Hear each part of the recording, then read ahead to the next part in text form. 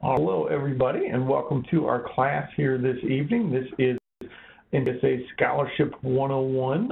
We're going to talk all about building your college funding. My name is Jeff Smith. I'm head recruiting coach here at NCSA for swimming, diving, and water polo, and I'm going to be your host here this evening. So just a couple of things here as we get started. Of course, as always, this class is being recorded, so if you miss anything throughout the class here, don't worry too much. I'll send out the recording along with the PowerPoint presentation here as we finish up.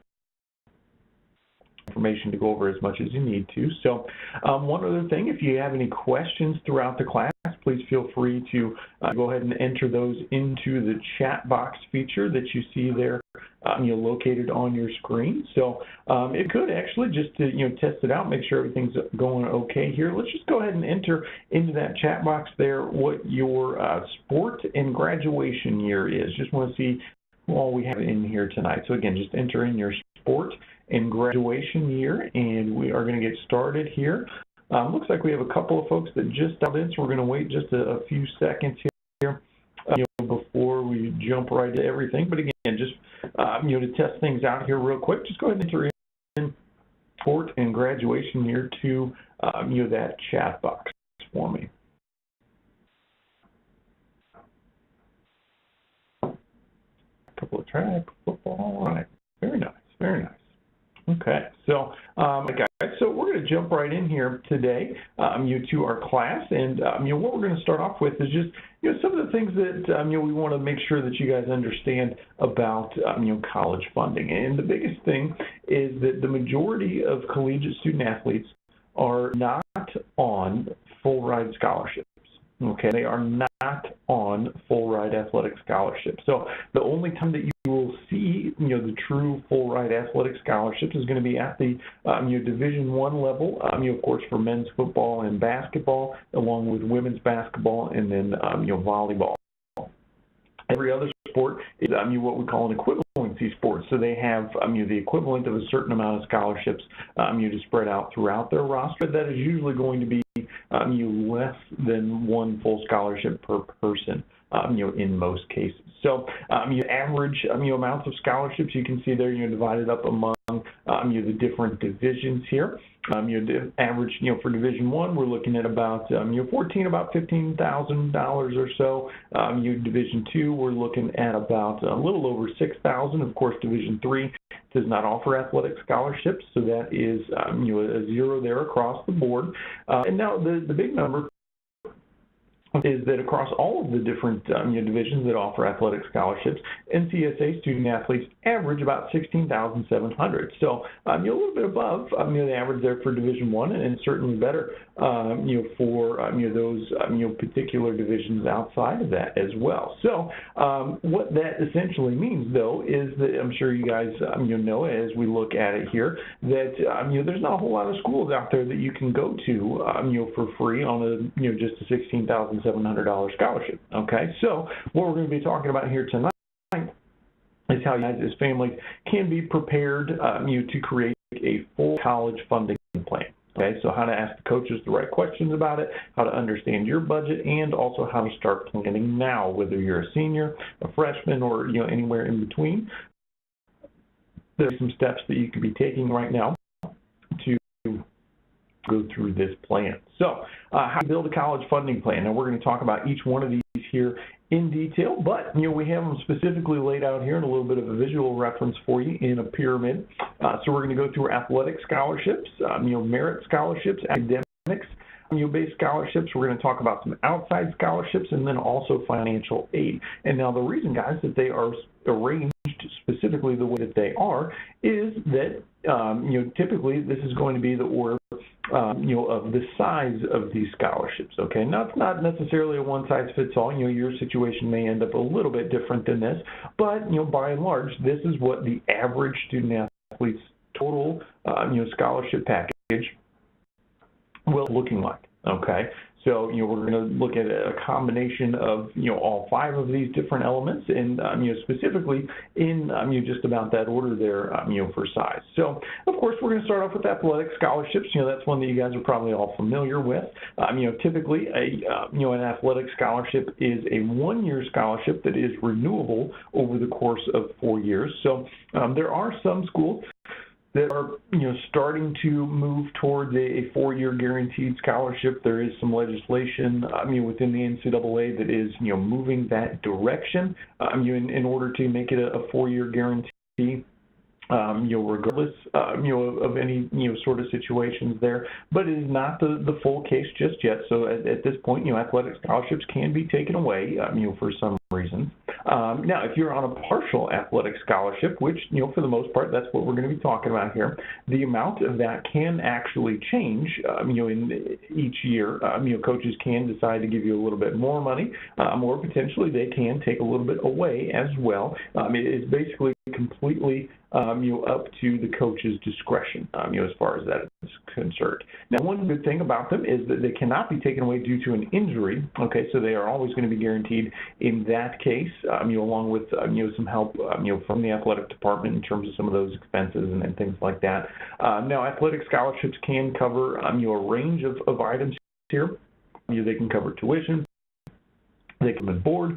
They can also cover your books, things like that. Now, again, at some of the higher Division I levels, they're also starting to offer what they call your true cost of attendance type scholarships, which essentially amounts to you get a little bit of money that you can choose to do whatever you like with as well. It's not just covering the costs of the straight line item expenses of your education, but it's a little bit of extra money on top of that as well. Now, again, that's only at the Division I level. Really, it's only at the high Division I level, so your Power 5 type conferences, and even within them, it's probably only going to be in your revenue generating sports. So, your footballs, your basketballs, your big time sports like that.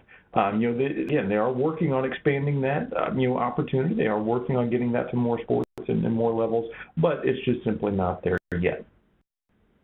So now, in order to leverage your athletic scholarships here a little bit, you can try and increase an offer you get from a coach. The best way to do that is by having multiple schools interested in you. Okay, if you have multiple offers from multiple schools, you're going to have some negotiating power there in terms of being able to get a little bit of extra money from these coaches, because you're going to be will be valuable to their program, but they also want to make sure that they're not going to have to compete against you, for the next 4 years.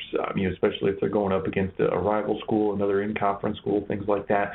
Coaches will be willing to do a little bit of negotiating most of the time. Not a guarantee, but most of the time there is a little bit of wiggle room there in their scholarship offers. Now, you can't just basically say get the first offer and come back and say, Coach, I know that's not the best you can do. What can you do to improve it? Most of them won't respond to that. However, if you have some leverage, if you can show that to them, and prove that you have some other offers and you want them to beat it, then they can come back and work with you a little bit there. But you can't just necessarily go up and demand a higher offer. It'd be nice if you could, certainly, but that's just not quite the way it works.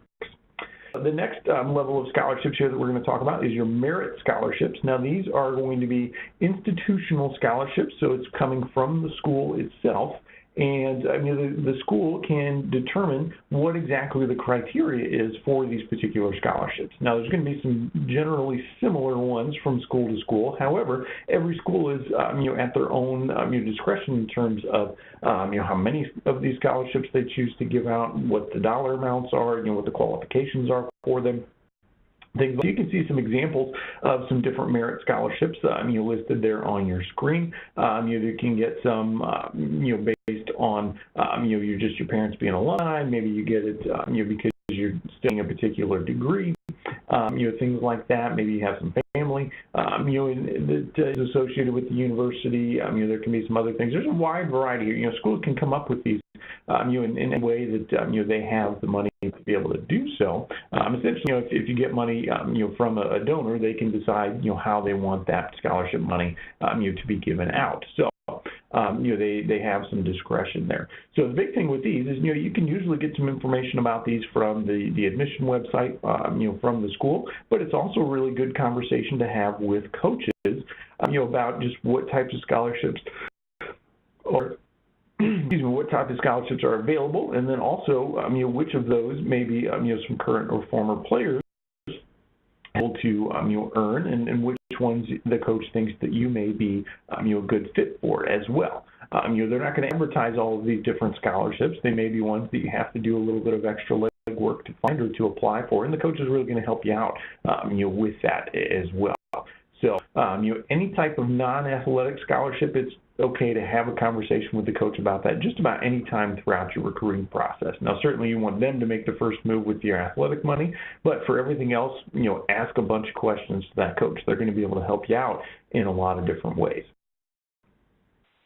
Then this one is going to be your academic scholarships, which, it kind of speaks for themselves in that they are based on your level of academics, throughout high school. Again, every school is going to have their own standards for academic scholarships. Of course, a Harvard or a Yale or a Stanford is going to have, different types of academic standards than, your typical state college or, state university, things like that.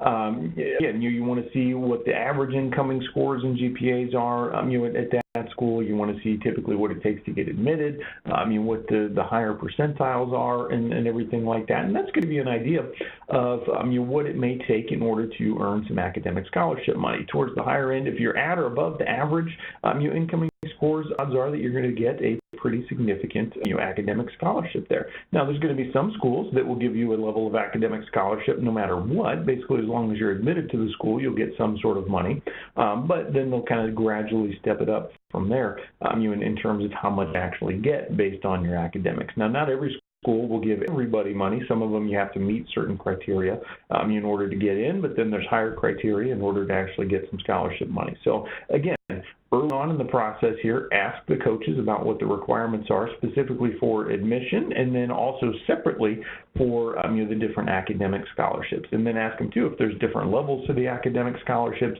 what you could do to improve upon where you are right now in order to potentially get a little bit of extra scholarship money from academics here as well. Now, outside scholarships are, by definition, scholarships that are just simply not awarded by the school or by the U.S. federal government. Okay, so these can come, from the private sector. They can come from individual donors. They can come from foundations, community-based scholarships, all kinds of different things. There's dozens and dozens of places where you can find these types of scholarships. So a good place to start is with your high school guidance counselors. They can especially help you out with any locally based scholarships or ones that potentially you come from your high school or things like that. So definitely have a conversation there to see where you can start to find them. We've also got a couple of websites here, bigfuture.org, schoolsoup.com, fastweb.com. Those are a couple of places that we recommend in terms of just finding all kinds of different scholarships out there online. It can be as simple as you just have to write a 100-word essay, or maybe you have to you fill out a certain form and meet certain qualifications. Sometimes there's different organizational ones. So, for example, our Knights of Columbus one here, you simply have to have a parent that is a member of the Knights of Columbus, and if you're attending then a Catholic college or university, you're qualified for a scholarship to apply towards that. So little things like that you can pick up along the way. Now, most of these can stack up in addition to other money that you're getting from the school, or you can bring these in. The key here, guys, is that you must report these scholarships to the school so that they can factor them in your financial aid package. Most schools will simply say, okay, great, you got some extra scholarships. We're going to add that on top of the scholarships that we were already planning to get you. There are a few that will say that any outside scholarships you bring in take away from the scholarship money that they're going to award you. And then I think, okay, well, if they're going to take it away, why did I report it to them? Well, because eventually when it comes time to pay the bills, they're going to figure out that you're getting this money from someone. And then it's a whole mess of problems to go back in and mess with it at that point, because then you're going to get billed extra, and it's a nightmare there. It's very easy to just report them up front to the school, And then, I personally don't like it when the schools take away their scholarship money just because you happen to earn, outside scholarships. But, there are some out there that's just simply their policy. So, again, you can ask about that, with the coaches. They should be able to fill you in a little bit on how exactly that works. But they can also get you connected, with somebody in the admissions office, or the financial aid department that can help you out with some of those questions as well. So the last one here, and then what is typically the largest amount for most students, is going to be just general federal or state financial aid. So this comes when you fill out the FAFSA, which is the free application for federal student aid. And what the FAFSA does is calculates your EFC, or your expected family contribution. Now, for those of you that are some underclassmen or even juniors here in the class tonight, we actually have a drill on your profile here, your EFC drill. We're through essentially a simulation of filling out the FAFSA, and you'll get an estimate of what your EFC might look like. Now, for your expected family contribution there, essentially what that number means is that would be the number that you would be reasonably expected to be able to contribute as parents to the cost of your children's education there. So that's not going to mean that every school is going to make you pay exactly that number. A lot of people maybe sometimes panic when they see that number a little bit, but just simply based on your tax information and things like that, they will see what you are capable of contributing, and then they'll base some different levels of financial aid off of that. Now, this is going to be really important. So those of you guys that are seniors, this is a big date. Write this down, highlight it, circle it on your calendar. October 1st of your senior year is when you can start to fill out the FAFSA here. Okay, and this is going to be a lot of times first come, first served money. Okay, there's some funds that are going to be there no matter when you fill it out. There's others that will run out and do run out year in and year out. So you want to make sure that on October 1st you've got all your information together and ready to go. And you go ahead and get that filled out as soon as you can. Now, there's going to be a couple of different types of financial aid that come out of this. There's going to be some different grants, which is essentially free money. You don't have to pay it back at all. We have a couple of them listed there. There are going to be some student loans that potentially come out of this as well. Now, these are federal student loans here. So these are going to be ones that you can get as a student, and then you don't have to pay back, and most of them will not earn any interest while you are in school as well. You just have to start paying them back 6 months after you graduate. There are some parent-based loans here as well. There's a Parent Plus loan that you may be eligible for, again, depending on your income levels and things like that. And then there's also work-study programs. Now, this is going to be your opportunity to work on campus and earn a little bit of money while you're there. This is that is just simply given to you up front, but you have a certain amount of money that you can earn by working your different jobs on campus. Now, sometimes for athletes, this can be, like taking tickets or, doing 50-50 raffles or, working concessions. Other times it can be helping out with secretaries. It can be, giving tours on campus. There's all kinds of different jobs you can potentially get on the different campuses, but you have to qualify in order to be able to be paid with work-study money.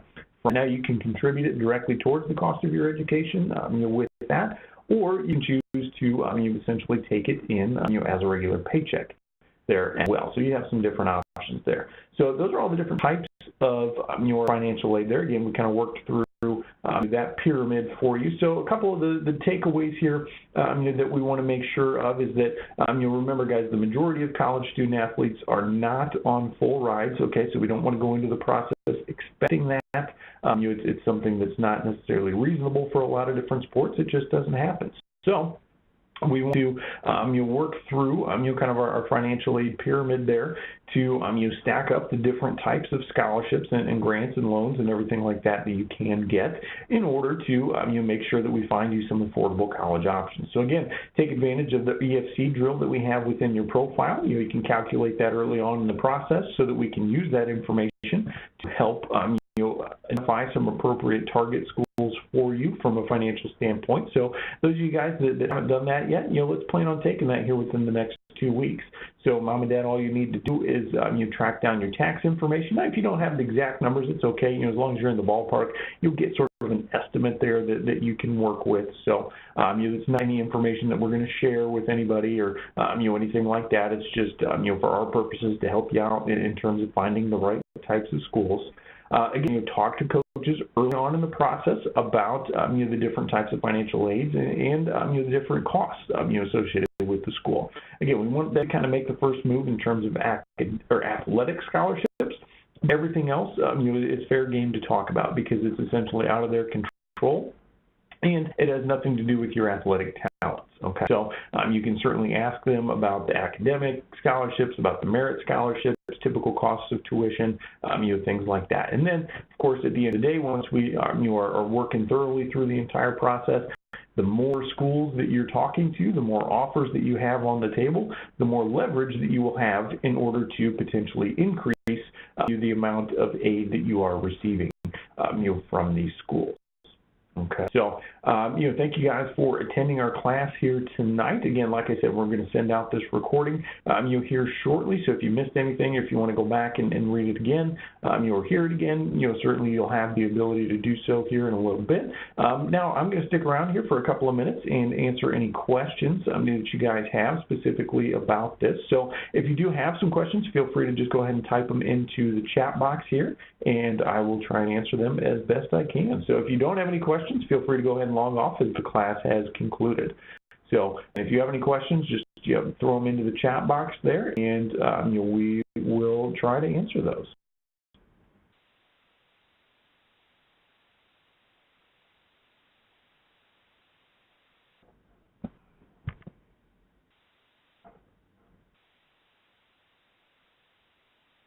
In here, when you do the FAFSA, do they ask you to list some schools of interest, or does that matter? Now, you don't have to list any schools on there. It's not like a recruiting thing to send any information there. But if you have schools that you are talking with and you want to send your financial information there so that they can put together a financial package, you do have the option to do that. Okay, when you're getting ready to fill out the FAFSA, every school is going to have a code that you can enter in there to send them your information. Now, you can always go back and do that. So if you don't do that when you initially fill it out, that's okay. Or if you add in a school later on, that's okay as well. But if you have schools that you specifically want your information sent to, absolutely, you can list that on the FAFSA so that they send it to you.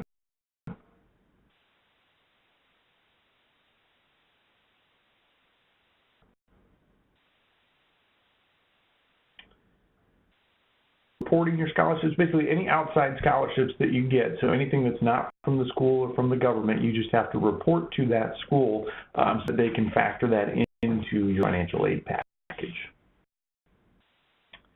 The question here, what year do you apply for financial aid? So that's going to be your senior year. It's part of the same process of just generally applying to the school. Now, it's two separate processes there. Of course, you apply for admission, and then you also have a financial aid process that goes along with that. But it's all done at relatively the same time there as your senior year.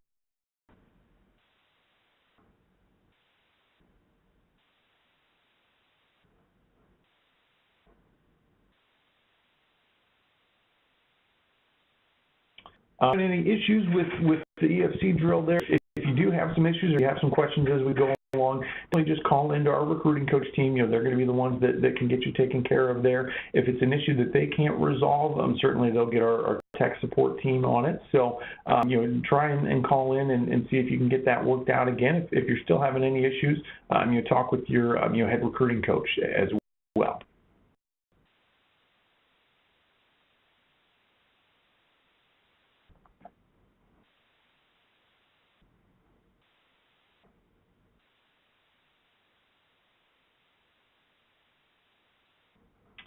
Yes, to calculate your FAFSA before October 1st. That is through your EFC drill. So you don't have to leave NCSA to do that. You can do that right here in your profile. So just go to NCSA University and then click on the admissions and scholarships drill categories there on the right side, and you will see your EFC drill within that. So you can do it. It's right within your profile.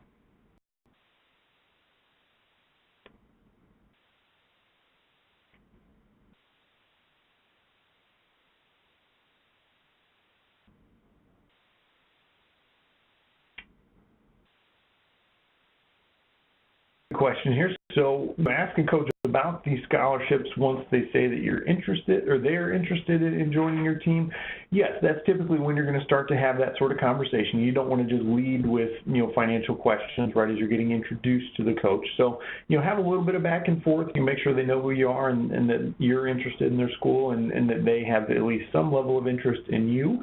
And then it's definitely okay to start working in those questions as well.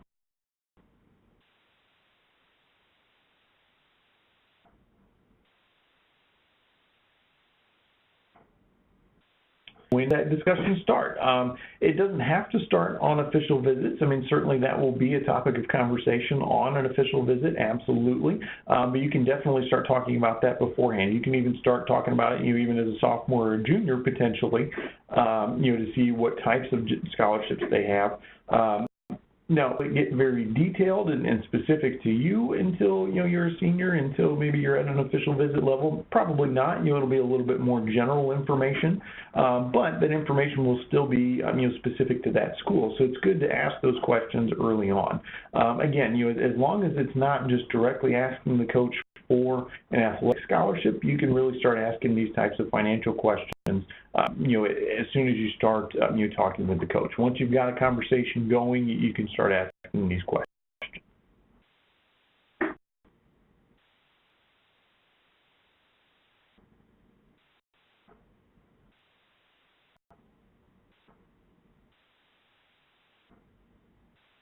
All right. Well, I think we're going to wrap it up here for tonight. So thanks for the questions here. Hopefully that helped a couple of you guys out with some of those extra things. And again, like I said, we're going to send out this recording shortly, so you guys will be able to go back and access this information here as we go along. If you have any other questions, feel free to reach out to our team of recruiting coaches. We are here 7 days a week to help you guys out. So have a good night and best of luck with the rest of your recruiting process here, guys.